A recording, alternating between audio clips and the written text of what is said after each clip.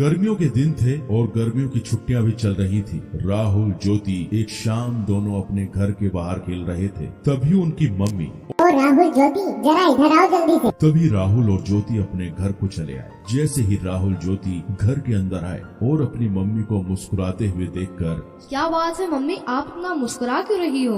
बात ही कुछ ऐसी है, तुम्हारी नानी का कॉल आया था। आज उन्होंने हमें बुलाया है। कल को हम सब नाना नानी के घर जा रहे हैं। फिर ये सुनकर तो राहुल ज्योति की खुशी आसमान छू गई।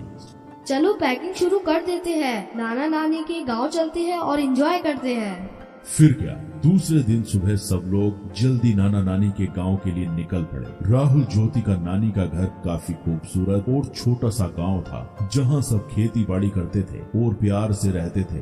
राहुल ज्योति जैसे ही नाना नानी के घर पहुंचे तो उनके स्वागत के लिए नाना नानी तैयार खड़े थे। राहुल ज्योति को नाना नानी बोले, राहुल, ज्योति आ जाओ, हमारे पास को आ जाओ। फिर राहुल और ज्योति नाना नानी के पास जाकर उनसे लिपट गए। फिर खास नाना नानी की बनाई हुई स्वादिष्ट खाना खाकर राहुल ज्योति ने थोड़ी देर आराम किया और फिर दोनों अपने नाना नानी हाल का मजा लूटने के लिए तैयार हो गए। ये लो, तुम दोनों के लिए मैंने खास इमली का रस बनाया है। इसे जल्दी से पी लो, इसे गर्मी में पिया जाता है। नानी की बनाई हुई इमली का रस पीकर तो राहुल ज्योति एकदम तरोताजा हो गए। फिर नानी जी ने आम के पेड़ पर एक बड़ा सा झूला टांगा। राहुल ज्योति झूले पर बैठ गए और झूला झूलते झूलते हवा में बातें करने लग गए और फिर नाना जी के साथ घूमने चले गए। और फिर रात हो गई। फिर राहुल ज्योति नानी जी के साथ रात के खाने के लिए फिर घूमकर घर लौट आए। नानी जी, मैं आपके हाथों से खाऊंगा।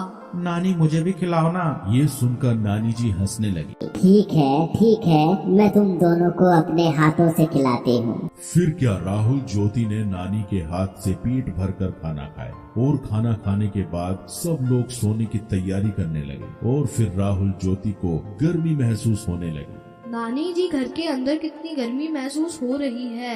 पंखा भी गर्म हवा फेंक रहा है। आपके घर में एसी भी नहीं है। हमें तो एसी की आदत है। अब तो हमें रात भर नींद नहीं आएगी। यह सुनकर नाना नानी के साथ सब लोग हंसने लगे। यह देखकर राहुल और ज्योति ज्यादा कंफ्यूज हो गए। आप सब हंस क्यों रहे हो? हमने कुछ गलत कह दिया क्या? ना बेटा ना, तुमने कुछ गलत नहीं कहा। छोटा सा तो हमारा गांव है, हमारे पास एसी कैसे होगा बेटा? लेकिन हमारे पास एक ऐसा एसी जरूर है जो तुम्हारे शहर में नहीं होगा। नानी जी ने फिर जाकर छत पर गद्दे बिछाए और सोने लगे। नानी, हम भी आपके पास सोएंगे। हाँ, तुम दोनों मेरे पास सो जाओ। आओ सो जाओ। फिर क्या, खुले आसमान के नीचे थोड़ी हवा में राहुल और ज्योति आराम से नानी के पास सो गए और नानी से कहानियां सुनते सुनते दोनों को प्यारी नींद आ गई।